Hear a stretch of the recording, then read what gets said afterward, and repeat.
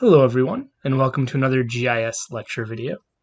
And in this GIS lecture video, I want to talk about spatial queries. So in the previous video, we talked about the idea of attribute queries, where we would select or subset data based on values in an attribute table. But the reality is that that's not the only way that we can handle subsetting data. And in fact, right, we can think of a very real world example of a different way that we might care about.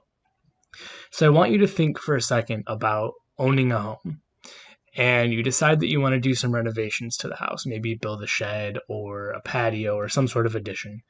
And the ordinance for the town that you're in requires you to provide notice to all houses within 5 miles of you.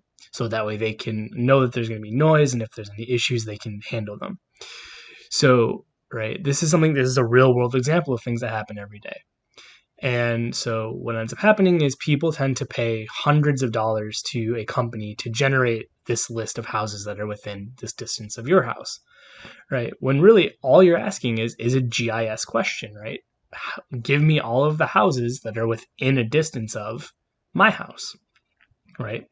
Well, this idea of within distance of, right, is an idea of a spatial query, right? We want a subset of all of the possible houses based on their spatial relationship with my house, right? And so at the end of the day, that's all a spatial query is, right? A spatial query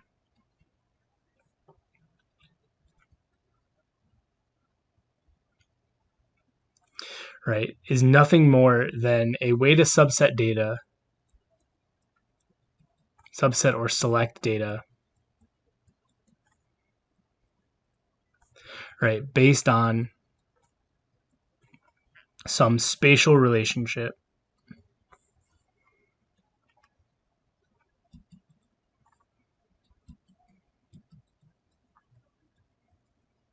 right, some spatial relationship with another data set.